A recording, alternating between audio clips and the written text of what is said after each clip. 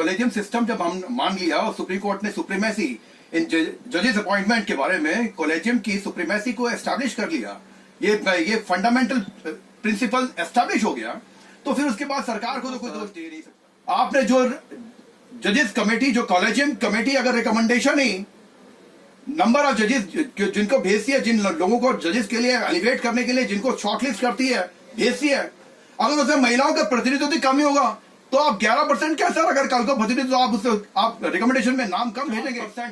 जो रिकमेंडेशन की लिस्ट भेजी गई थी उसे 50% महिलाएं क्यों नहीं थी? फिर अगर ये नहीं थी, अगर 50% महिलाएं नहीं थी उस कॉलेजियम की रिकमेंडेशन की लिस्ट में, तो ये कहना मेरे ख्याल में परिवर्तन की बात कर रहे हैं, लेकिन सर आने वाला वक्त बताएगा कि आपकी मंशा क्या है।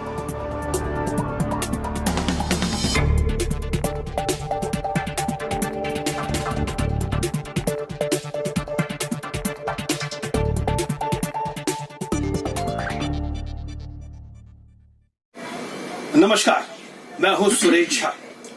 हम महिला सशक्तिकरण की बात करते हैं, महिलाओं के उत्थान की बात करते हैं, महिलाओं के हक की बात करते हैं, लेकिन देश में आज महिलाओं की हालत क्या है वो किसी से छिपी नहीं है।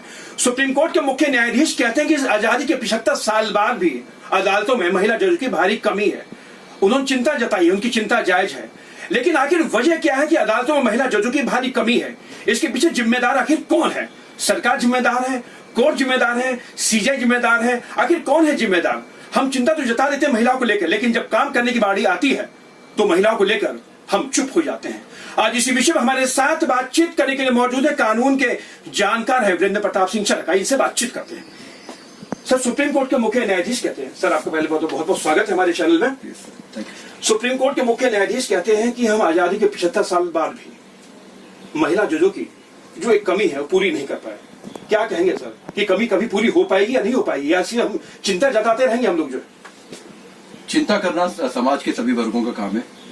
लेकिन चिंता से किसी चीज का निर्णय नहीं हो सकता, चिंता करने से कोई बदलाव नहीं होता।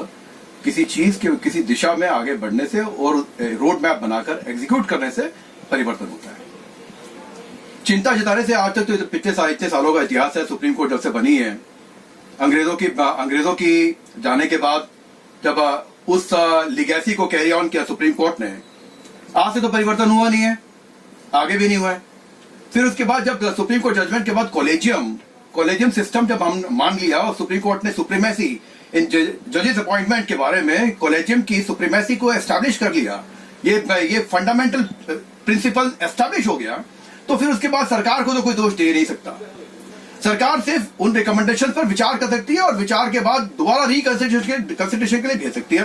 सरकार रमन्ना साहब ने इस विषय में, माननीय चीफ जस्टिस साहब ने इसमें चिंता व्यक्त की और उन्होंने आभास भी दिया इस बात का कि वो इस दिशा में सक्षम रूप से काम करना चाहते हैं कि महिला जजेस की नियुक्ति ज्यादा होनी चाहिए और उनका जुडिशरी में रिप्रेजेंटेशन बढ़ना चाहिए।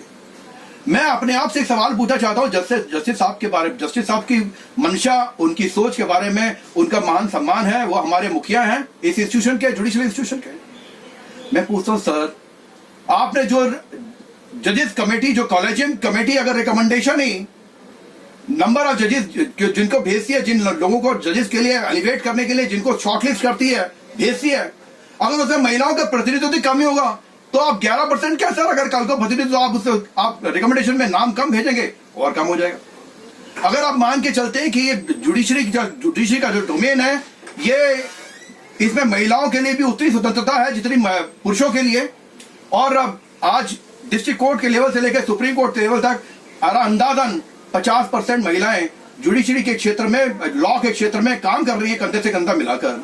तो सर मैं एक सवाल जो अपने आप से पूछ रहा हूं कंसिडरेशन के लिए, तो 50% जो रिकमेंडेशन की लिस्ट भेजी गई थी उसे 50% महिलाएं क्यों नहीं थी? फिर अगर ये नहीं थी, अगर 50% महिलाएं नहीं थी उस कॉलेजियम की रिकमेंडेशन की लिस्ट में, तो ये कहना मेरे ख्याल में मेरिट नहीं करता कि वो हमने आज 11% कर दिया। लेकिन सर आने वाला वक्त बताएगा कि आपकी मंशा क्या थी। चरक साहब, आपने एक बहुत ही अच्छी बात मतलब कि एक सवाल खड़ा किया है कॉलेजियम के ऊपर कि कॉलेजियम में अगर हम 11 या 10% भेजेंगे तो सरकार तो उसी को रिकमेंड करके भेजेगी, कॉलेजियम के 10 को ज्यादा भेजना चाहिए था। लेकिन क्या कहेंगे कि महिलाओं को लेकर हम आज भी जो चिंता जता रहे हैं कि महिलाएं आगे आना चाहिए, तो महिलाओं को आगे कैसे आना चाहिए? महिलाएं, देश में महिलाओं की कमी है, महिला वकील नहीं है, महिला जज नहीं है, कैसे महिला आगे आएंगी? सिर्फ बोलने से महिला आगे आ जाएंगी? ये बात सच है कि हमारा समाज जो है एक पुरुष प्रधान समाज है, ये बात सच है, इस बात को मान लेना चाहिए। लेकिन बदलते समय में आज महिलाओं ने ये बात एस्टैब्लिश कर दी है कि वो पुरुषों से ज्यादा सक्षम है, ज्यादा कॉम्पिटेंट है। आज प्रोपोर्शनेटली कॉर्पोरेट साइड में हर जगह जहां पर भी देखेंगे टॉप पोस्ट पर महिलाएं हैं। अब वर्कफोर्स जब होती है, वर्कफोर्स की मैक्सिमम प्रोडक्टिविटी उन्हीं यूनिट्स में होती है जब महिलाओं का प्रभुत्व होता है। मैं ये पुरुषों की आलोचना नहीं कर रहा हूं। सिस्टम की शिकार हो जाती है विदाउट प्रेजुडिस। मैं कहना चाहता हूं ये सच है, क्योंकि महिलाओं के लिए अनुकूल वातावरण कभी मिलता ही नहीं है। चलिए सर, आपका बहुत बहुत धन्यवाद। ये थे कानून के जानकार वीरेंद्र प्रताप सिंह चरक जो हमारे साथ बातचीत कर रहे थे। महिलाओं की कमी कैसे पूरी होगी? सुप्रीम कोर्ट के मुख्य न्यायाधीश चिंता जताते हैं कि महिलाओं को जो प्रतिनिधित्व मिलना चाहिए कोर्ट्स के अंदर वो नहीं मिल पा रहा है। इसकी वजह की उन्होंने बताया कि अब तक जो 50% होनी चाहिए, लेकिन अभी तक सिर्फ 11% तक हम लोग पहुंचे हैं। लेकिन ये चिंता जताने से महिलाओं की वृद्धि या महिलाओं का प्रतिनिधित्व तो पूरा नहीं हो पाएगा, इसलिए कुछ ना कुछ काम करना पड़ेगा। और ये काम कैसे करेंगे? कहीं ना कहीं ये हमारे सिस्टम की बहुत बड़ी खामी है। महिलाएं जो सिस्टम की शिकार हो जाती हैं और सिर्फ यही वजह है कि महिलाएं आगे नहीं बढ़ पाती हैं। कैंपस राजेश के साथ सुरेश झा, न्यूज़ डेस्क।